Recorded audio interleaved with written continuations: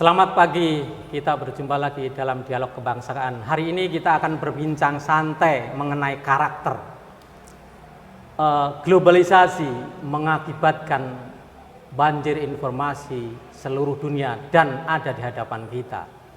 Sebuah bangsa tanpa karakter, saya pikir dia akan terombang-ambing oleh informasi dunia itu. Kali ini kita akan berbincang mengenai karakter ini bersama Dr. Rolly Abdurrahman.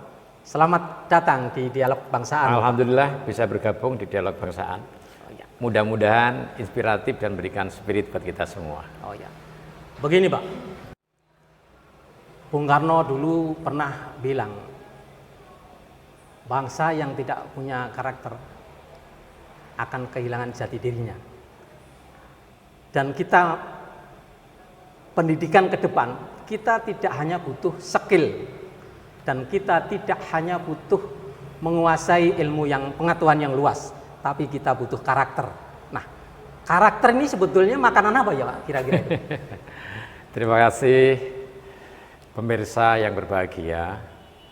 Ini menjadi hal yang problematik ya. Karena karakter itu mudah diomongkan tapi sulit dipahami apalagi dilakukan.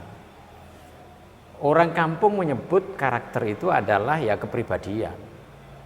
Orang kota menyebut yang agamis, karakter itu sebenarnya ya akhlak kan gitu. Kalau ngomong pribadian dan akhlak itu kan sesuatu yang memang ada di dalam diri orang itu. Masuklah pada wilayah di soft skill ya, dimana kita masih ingat pepatah Cina yang menyatakan, jagalah pikiranmu karena pikiranmu itu akan berpengaruh kepada perkataanmu. Jagalah perkataanmu karena perkataanmu akan berpengaruh pada perbuatanmu. Jagalah perbuatanmu karena perbuatanmu akan berpengaruh kepada kebiasaanmu. Dan jagalah kebiasaanmu karena kebiasaanmu itu akan berpengaruh pada karaktermu. Dan jagalah karaktermu karena karaktermu itu berpengaruh kepada takdirmu. Jadi karakter itu tinggal satu tahap akan berubah takdir seseorang. Dan awalnya adalah dari pikiran. Kalau kita merujuk pada Al-Ghazali misalkan, sesungguhnya karakter itu adalah akhlak. Sesuatu yang dibiasakan kemudian menjadi biasa. Itulah karakter. Dan karena menjadi biasa, seseorang tidak pernah mikir kalau mau melakukan sesuatu itu. Artinya karakter itu bisa dibentuk gitu kali? Iya, dibentuk. Jadi bukan seperti hujan yang turun dari langit kemudian otomatis atau alamiah, itu bisa dibentuk. Dan lingkungan juga akan menentukan membentuk, kali? Lingkungan keluarga membentuk, lingkungan masyarakat membentuk, lingkungan bergaul di sebuah lembaga itu juga akan membentuk. Nah, kalau sekarang yang paling membentuk adalah diantaranya adalah lingkungan media sosial. Karena kalau ditanya generasi kita sekarang itu yang paling banyak berteman dengan apa atau dengan siapa? Jawabannya mesti dengan smartphone kan gitu kan. Coba kalau anak-anak kita sudah bergaulnya dengan smartphone, maka di sana inspirasi baik dan buruk akan masuk pada generasi kita. Dan ingat, karakter itu sebenarnya dari pikiran. Pikiran, perkataan, perbuatan, kebiasaan, karakter, dan kemudian menjadilah yang namanya takdir itu. Nah, di kurikulum Merdeka, Pak Saman, Mas Saman, karakter Pancasila sama karakter rahmatan lil alamin itu menjadi kata kunci gitu loh yang harus dimiliki oleh generasi milenial. Karena kalau orang biasa-biasa itu tidak perlulah namanya karakter untuk menjalankan rutinitas gitu kan. Tetapi ketika kita tidak normal, listrik padam, kemudian suplai bahan pokok tidak ada, kemudian internet mati gitu kan, apa yang terjadi? Ini yang bicara nanti karakter. Jadi ada korelasinya antara karakter dengan substansi Pancasila ada ya? Oh iya ada, karena Pancasila ini dianggapkan menjadi karakter yang sifatnya khusus bagi generasi yang ada di Indonesia, terutama generasi milenial. Karakter Pancasila kan jelas Kak Saman, religius kan gitu, yang humanis, yang punya integritas, kemudian yang mau membawa misi kerakyatan dan mementingkan hikmah dan membawa misi keadilan, itu kan bangunan besar. Tetapi kalau dilihat dari konteks pendidikan ya mulai dari kritis, kreatif, kolaboratif, gotong royong, dan dia punya kebinekaan itu. Nah, kita kembali ke karakter tadi. meliputi dimensinya ini loh. Karakter ini meliputi apa saja ya? Bisa dipaparkan di sini kira-kira. Di dunia pendidikan itu sebenarnya ada spesifikasi ya yang memang ini yang kemudian menjadi tegak tidaknya dunia pendidikan. Apakah dunia pendidikan itu bisa mengembangkan karakter positif ataupun negatif? Karena dalam kehidupan ini yang paling dominan orang itu adalah mengedepankan syahwat kan. Kalau dalam bahasa agama itu kan nafsu kan. Nafsu itu yang paling dominan yang merusak karakter itu kan ada nafsu bahimiyah. Nafsu bahimiyah itu kan nafsu kebinatangan. Nafsu kebinatangan ya makan, minum, dolanan, seneng-seneng gitu kan. Nah naik lagi yang kedua itu ada yang namanya nafsu syaitoniyah. Nafsu syaitoniyah itu kan yang mengganggu orang lain. Ini narasi literasi Islam ya? Ya masuk nanti akan masuk ke kaitannya karakter. Ada nafsu bahimiyah. Nah barulah setelah nafsu syaitoniyah, nafsu bahimiyah, kemudian yang ketiga itu kan nafsu mutmainah. Itu yang ada di dalam Islam kan. Ada dua ini yang harus dikelola dengan baik. Kalau nafsu mutmainah tidak dikelola maka akan mengalami stagnan gitu kan. Orang itu punya jiwa pengasih, punya jiwa tanggung jawab, punya jiwa syukur, punya jiwa disiplin, punya jiwa pembelajar. Itu kan harus ditumbuh kembangkan. Yang kemudian kami singkat di dunia pendidikan itu paling tidak pada ringkasan akronim kata Sudiajar itu menjadi karakter dalam dunia pendidikan dan itu bisa kita diseminasikan dalam konteks masyarakat. Yang pertama Kak Saman, karakter pengasih itu kan karakter Tuhan sebenarnya. Yang Bismillahirrahmanirrahim itu Tuhan Maha Pengasih, tidak pilih kasih, dan Tuhan Maha Penyayang kepada orang-orang yang mau taat aturan kan begitu kan. Nah bagaimana dalam konteks kehidupan bermasyarakat, berbangsa dan bernegara hilang karakter kasih gitu loh. Sehingga kita itu menjadi orang yang tidak peduli kepada orang lain. Maka di dunia pendidikan guru harus menjadi guru yang pengasih kepada murid-muridnya, kepada teman-temannya. Guru pengasih itu guru yang peduli terhadap kesusahan yang dialami murid-muridnya dan teman-temannya. Sekarang ini kadang-kala ada murid mengalami kesulitan ngomong ke temannya yang lain, kata teman yang lain, emang gue pikirin, lo itu urusan lo, kita sama-sama belajar. Kan gak ada karakter pengasih di situ itu. Padahal kasih itu akan semakin muncul ketika kita melihat penderitaan, kesusahan yang dialami orang lain. Masyarakat kota juga begitu. Masyarakat kota ini antar tetangga saja sudah tidak saling mengenal karena sibuk, kata orang di Jawa. Sibuk itu terlalu golek isine sabuk, berbagai urusan, nggak mikir orang lain. Makanya karakter kasih itu harus kita diseminasikan di dunia pendidikan dan di dunia masyarakat. Dulu kita di kampung waktu masih kecil, kalau kita panen mangga, maka mangga itu kemudian dipanen dan dibagikan ke tetangga-tetangga. Nah zaman sekarang sudah jarang karena mangga langsung dijual kepada pembeli yang tinggal pohon mangga sama daunnya juga. Oh iya, tadi menyebut tentang karakter dengan Tuhan. Nah, ya. Ini kan ada korelasinya ya. Ya. Menurut Pak Dokter gimana ini? Kalau seseorang individu karakternya baik, apa semakin mendekat dengan Tuhan kira-kira atau gimana itu? Dalam konteks itu secara otomatis karena sesungguhnya ini kita kan wakil Tuhan. Kalau kita wakil Tuhan berarti kita harus memahami sifat-sifat Tuhan yang pengasih. Maka sifat pengasih itu kita ambil sesuai kemampuan kita berikan kasih sayang itu pada orang lain yang ada di sekitar kita. Di dalam sebuah keluarga, kalau seorang bapak masih menonjolkan karakter kasih sayang pada keluarganya, yakin keluarga itu aman, sentosa, damai dan bahagia. Tapi kalau bapak sudah melupakan karakter pengasih, lupa keluarganya, bahkan bikin rumah yang lain, maka tanda-tanda keluarga itu adalah hancur. Karakter pengasih. Oh iya, kembali ke karakter lagi ini.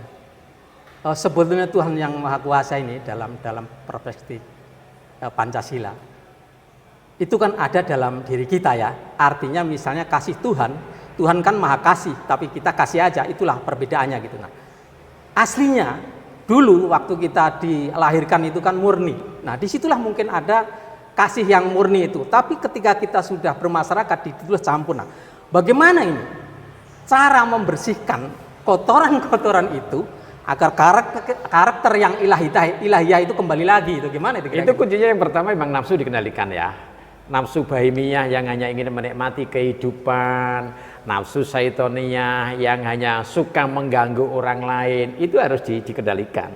Kemudian lahirkanlah yang namanya mutmainah, jiwa tenang itu. Dan ingat, ketenangan kita itu karena orang lain tidak mengganggu gitu loh. Ketenangan kita itu karena orang lain kita berikan perhatian dalam konteks kehidupan seperti itu. Di samping itu memang dimensi kita mendekat pada Tuhan, lihat Riyadhah kata orang, masuk ke literatur klasik, bagaimana kita bermujahadah kepada Allah, meninggalkan hal-hal yang buruk dan mengambil hal-hal yang baik untuk kita terapkan dalam konteks kehidupan. Ini menjadi kunci yang pertama. Ini baru karakter pengasih. Nah yang kedua, ada karakter tanggung jawab. Kalau kita ngomong carut-marutnya kehidupan masyarakat itu karena di masyarakat tidak ada tanggung jawab dari orang-orang yang berikan tanggung jawab. Dalam bahasa kita adalah tidak amanah. Nah karakter tanggung jawab harus kita masukkan bahwa orang itu diberikan tanggung jawab itu anugerah dari Tuhan. Kepercayaan dari orang lain. Maka harus ditunaikan dengan baik. Bukan hanya ditunaikan dengan baik, tunaikan sesuai dengan SOP kata sekarang. Bukan hanya dengan SOP, tunaikan agar melahirkan hasil karya yang bermutu, tanggung jawab itu. Bukan hanya bermutu, tapi tunaikan dengan cara yang cepat. Karena sekarang eranya disruption. Jadi siapapun yang punya tanggung jawab itu ya lihatlah aturannya, lihatlah bagaimana prosesnya cepat apa tidak, bermutu apa tidak, bermanfaat apa tidak. Itu karakter tanggung jawab. Ini saya ada istilah di Indonesia itu, nggak tahu karakter ini bahasa Indonesia apa, tapi di situ ada istilah jati diri, ya kan? Betul. Ada istilah potensi murni. Sebetulnya ini sama nggak sih karakter sama jati diri ini? Gimana kira-kira itu penjelasannya itu? Kalau sisi bahasa hampir sama, hanya jati diri kan memang nilai-nilai sudah menyatu dengan diri orang itu. Artinya substansi sama ya? Sama. Jati diri orang menyebut yang lain juga karakter. Hanya memang kadang-kala karakter dilihat dari perspektif yang sifatnya lebih generik, tapi kalau jati diri sudah melekat spesifik dan unik pada orang itu.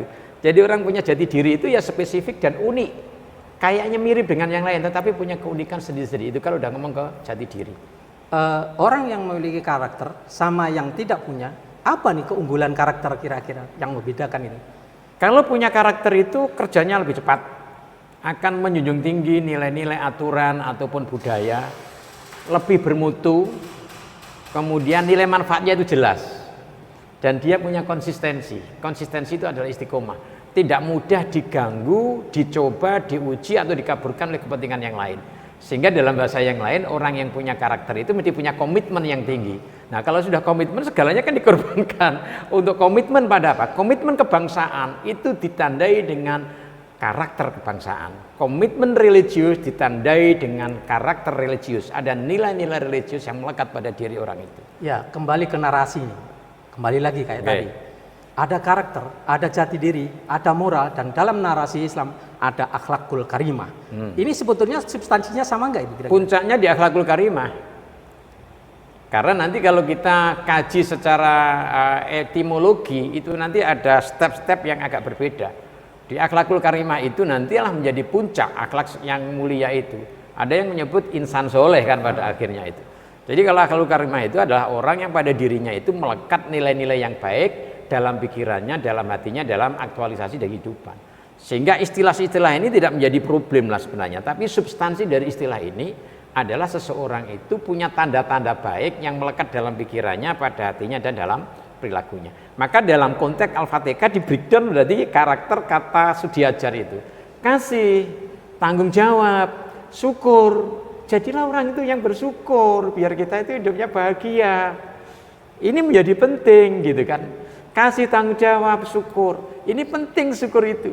Syukur itu kan bukan hanya terima kasih, tapi syukur itu kan menggunakan nikmat sesuai dengan kehendak yang memberi nikmat. Ini kadang kita lupa. Kita diberikan nikmat hidup. Kalau punya karakter syukur berarti hidup kita gunakan sesuai dengan kehendak Allah. Sebagai apa? Hamba Allah dan khalifatullah. Apakah selama ini kalau kita diberikan nikmat hidup digunakan untuk itu? Dalam konteks harta, ketika kita diberikan harta oleh Allah, apakah kita belanjakan untuk mengemban misi sebagai hamba Allah dan khalifatullah atau hanya untuk bersenang-senang? Ini menjadi problematik dalam realitas kehidupan kita. Kembali ke Indonesia, falsafah Pancasila. Ada juga korelasi nilai-nilai Pancasila dengan akhlakul karimah ini. Ketemu atau bagaimana itu kira-kira? Ketemu sebenarnya. Yang tidak ketemu itu karena ada pembatas namanya nafsu. Maka nafsu ini harus dikelola dengan baik. Jangan sampai nafsu individu yang negatif berkolaborasi dengan nafsu kelompok yang kolaboratif kemudian melakukan makar. Kalau itu terjadi nanti akan merusak nilai-nilai masyarakat, nilai-nilai berbangsa dan nilai-nilai bernegara. Mohon maaf, orang yang terlalu ambisius gitu kan kadangkala membawa satu misi tetapi tidak ada dasar, tidak ada urgensinya, tidak ada landasan nilainya, itu berarti terlalu bernafsu. Maka segalanya kan kembali kepada aturan, pada nilai atau kepada hukum pada akhirnya. Nah, Pancasila dan agama itu tidak ada benturan nilai. Yang ada benturan nilai itu adalah orang-orang yang dijajah oleh hawa nafsunya kemudian membawa-bawa nama Pancasila dan agama. Kalau kita mau menyatu antara Pancasila dan ketemulah itu, kita bisa berjabat tangan, bisa hidup damai untuk mengemban misi itu. 15 abad yang lalu Islam turun di sana dan membawa konsepsi sekarang terkoreksi menjadi Al-Quran, ya kan. Di Indonesia juga ada filosofi tentang filosofi Indonesia. Jadi konsepsi Islam dan konsepsi filosofi Indonesia ini ketemu ya kira-kira? Kalau dirujuk dari Piagam Madinah dan Pancasila ketemu, ada nafas yang sama. Yang belum ketemu itu adalah umat yang hidup pada masa Nabi itu bida sami'na wa atokna kalau melihat kebenaran. Tapi umat yang ada sekarang ada juga orang yang sami'na wa asoina ketika melihat kebenaran. Karena nafsu. Iya. Kita memiliki mayoritas umat Islam di dunia. Kita punya dengan konsepsinya yang berupa Al-Quran. Indonesia memiliki filosofi tersendiri.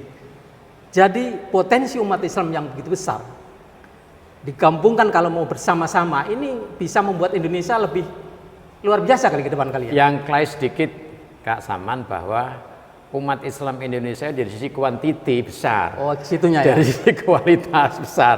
Maka yang berbicara adalah pendidikan umat Islam Indonesia ini yang harus dilakukan akselerasi. Dan itu tantangan tersendiri. Iya, besar itu. Biayanya juga besar, 30% dari anggaran negara untuk pendidikan. Negara-negara manapun, problema di SDM faktornya adalah di pendidikan.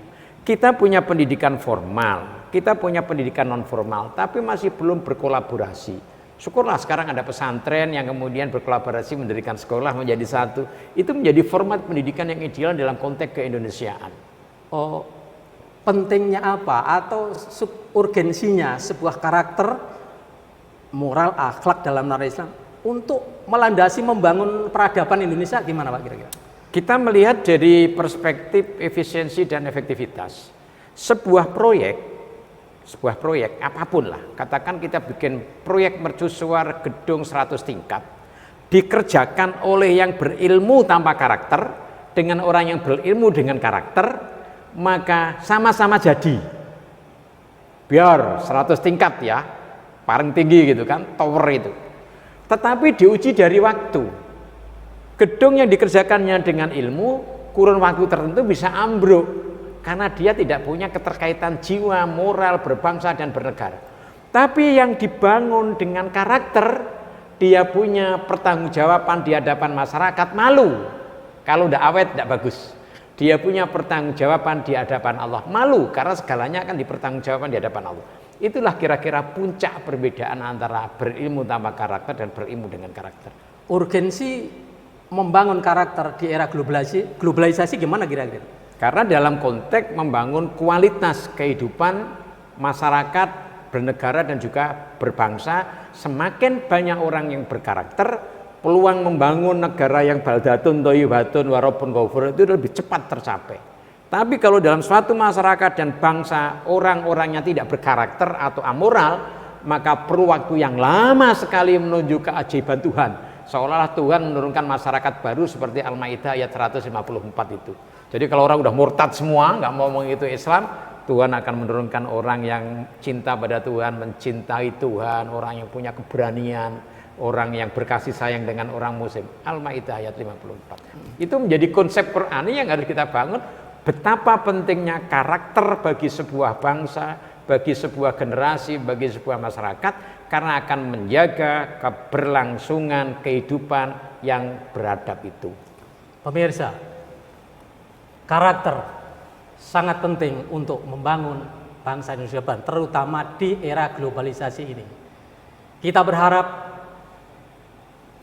pembangunan karakter lewat pendidikan akan melahirkan orang-orang yang punya jati diri sehingga bangsa ini nanti bisa tetap beradaptasi dengan kemajuan zaman dan tetap eksis di masa-masa yang akan datang. Terima kasih. Terima kasih Terima Pak. kasih. Iya. Mudah-mudahan manfaat, Oke, siap. inspiratif dan mencerahkan.